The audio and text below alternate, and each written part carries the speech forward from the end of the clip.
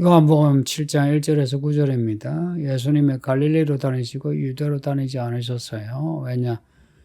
예루살렘 주변의 유대인들이 예수님을 죽이려고 했습니다. 앞에 베데스다 연못 이야기 아시죠? 앞에 5장인데 예수님이 안식일에 베데스다 연못에 있는 38년 된 병자를 고치셨어요. 안식일에.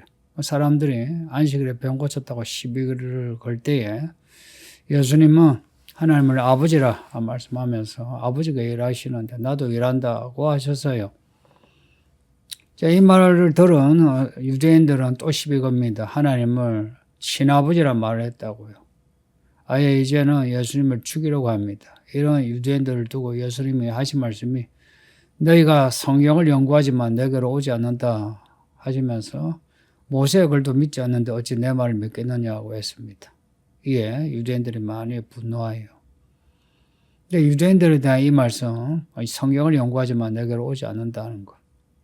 유대인들이 성경을 연구하고 성경을 따른다 하지만 실제로는 잘못 연구하는 것이고 실제로는 순종하는 게 아니란 겁니다.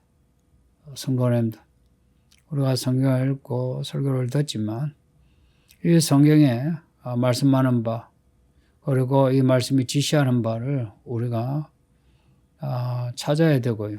그것을 따라야 합니다. 우리가 생각하는, 우리가 해석하는 그러한 내용이나 방향을 고집하면 안 되고요. 그러려면은 우리 모두가 다 같이 성경을 읽는 공동체가 되어야 합니다. 그리고 우리 모두가 성경을 연구를 하되 우리가 가지고 있는 지식이나 신념, 주관, 해석의 틀 이런 걸 버리고 성경 자체가 우리에게 말씀하는 바를 들을 수 있는 정직한 태도가 필요합니다. 이런 태도는 죽을 때까지 계속해야 되겠고요.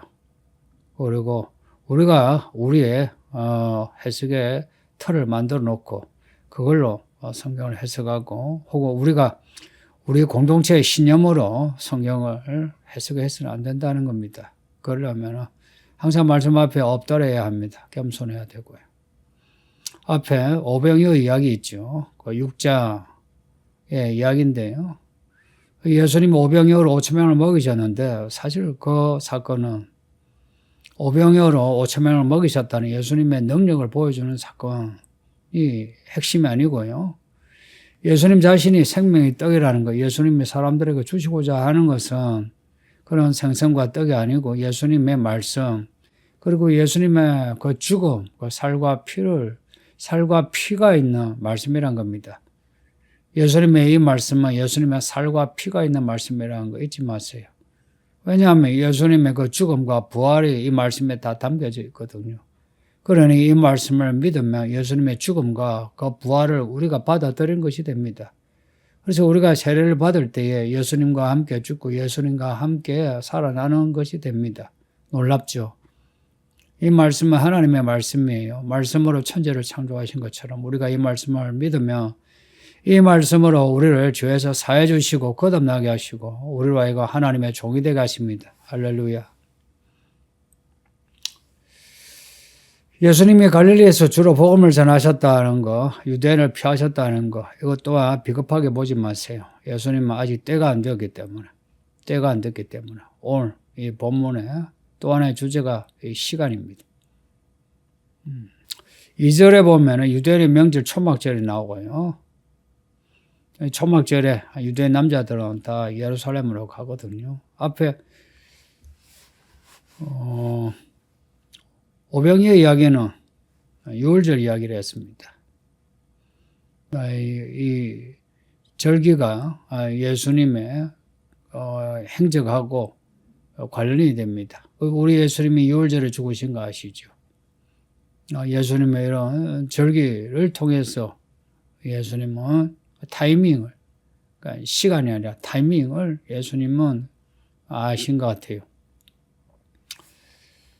오늘 본문에 예수님의 형제들이 나오는데요. 예수님의 형제들이 3절에서 예수님께 하는 말이 당신이 행하는 일도 제자들도 보게 여기를 또 떠나게 해주소서 합니다. 여기서 떠나 예루살렘에서 당신의 이름을 나타내라 하고 합니다. 어떻게 따라서 좋은 말이죠. 우리 형님이, 우리 예수님이 마태입니다. 형님이 이렇게 특별한 분이시니까 유대 그 예루살렘에 가서 나타내면 뭐 그러면은 더 많은 사람이 우리 형님을 따르지 않겠느냐 하는 말인데, 이거 예수님을 믿어서 하는 말은 아니고요. 가족끼리 예수님에 대해서 특별한 존중으로 하는 말인 것 같습니다. 믿어서가 아니란 겁니다. 그리고 예수님에게서 형제들이 있다는 거 이상하게 여기지 마세요. 성경에 마태복음 13장 그리고 마가복음 6장에 예수님의 형제들 이름이 나옵니다. 야고보, 요셉, 시몬, 유다 그리고 누이들도 나옵니다. 예수님의 밑에 동생들이 5명, 6명, 7명도 될 수 있다는 겁니다.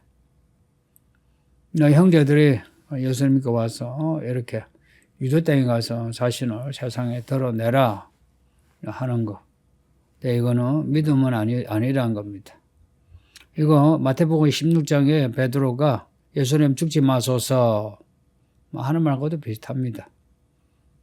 인간적인 생각인 거예요. 그래서 5절에 보면 이는 그 형제들까지도 예수를 믿지 아니함이라. 예수님의 형제들도 예수님을 믿지 않았답니다. 예수님과 함께 동고동락 같이 자란 이 형제들이 예수님을 알아보지 못했다니까. 정말 예수님의 메시아됨은 예수님의 스스로 숨겼다고 볼 수 있습니다. 숨겼다고요.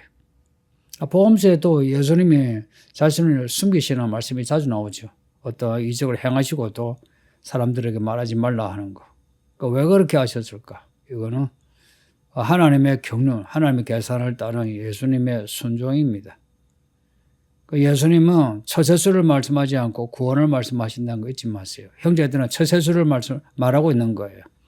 예수님이 출세하려면 유대 땅에 가서 사람들에게 나타내면 되지 않겠느냐 하는데, 예수님은 그런 처세술하고는 상관이 없고요.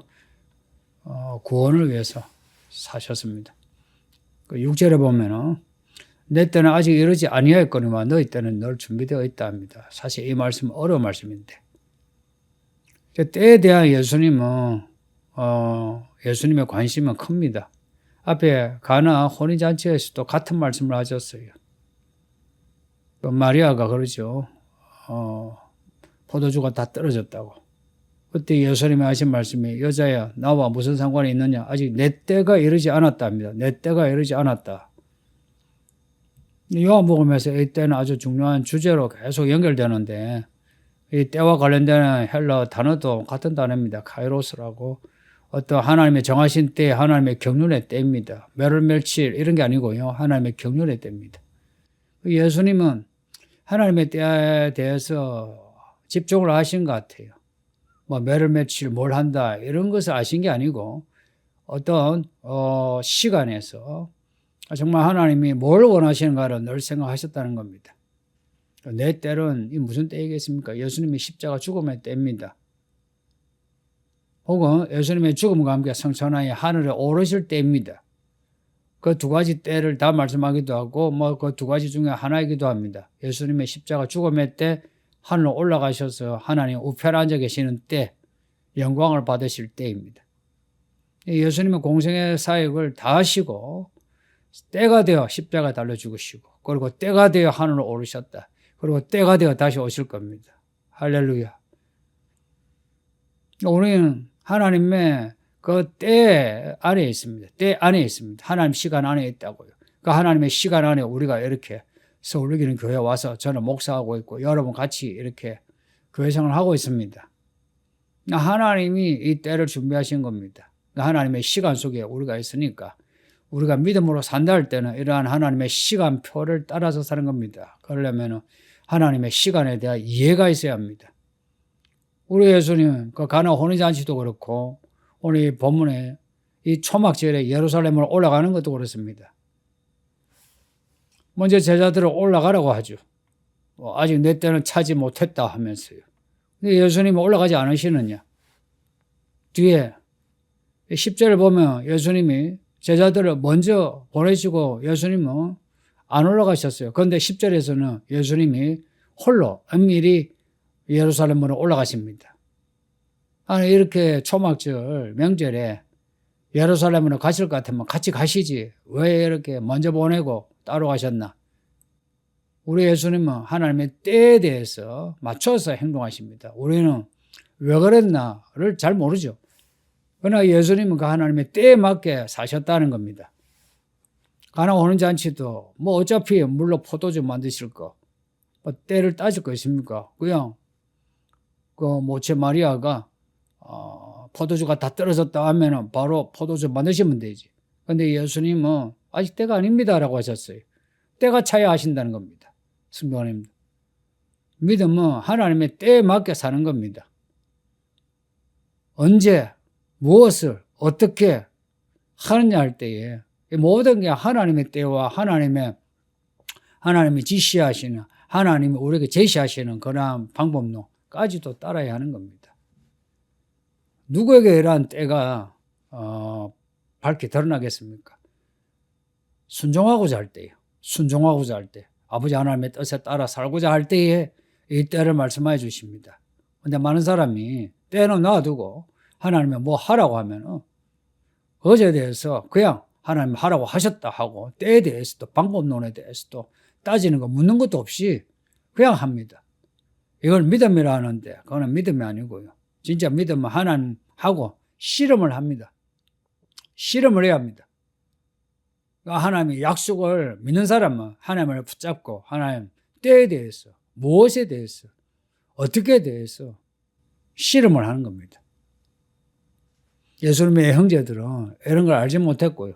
그리고 제자들도 알지 못했는데 나중에 성령을 받은 후에 예수님의 형제들도 그리고 제자들도 이런 것을 깨닫게 됩니다. 성도님들, 예수님이 오실 때까지 우리가 믿음으로 사는 것에 대해서 좀 더 진지하게 또 무겁게 생각했으면 합니다. 우리 예수님이 하나님의 아들이시면서 모든 걸 다 아시면서도 이렇게 때에 대해서 신중하시고 그리고 사람들이 어떤 말을 듣든지 개의치 않고 하나님의 뜻대로 살고자 했다는 거, 이거 아시고 우리도 이런 믿음으로 용감하게 살아가는 성도들이 되기를 바랍니다.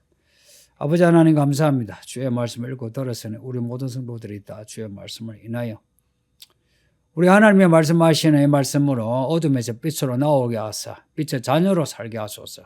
그동안에 어둠 속에서 헤맸던 거 용서하시고 이제는 빛의 자녀로서 우리가 무엇을 어떻게 언제 해야 될지 알게 하사 하나님의 기뻐하시는 하나님의 사람이 되게 하소서. 감사하고 예수님 이름으로 기도옵나이다. 아멘.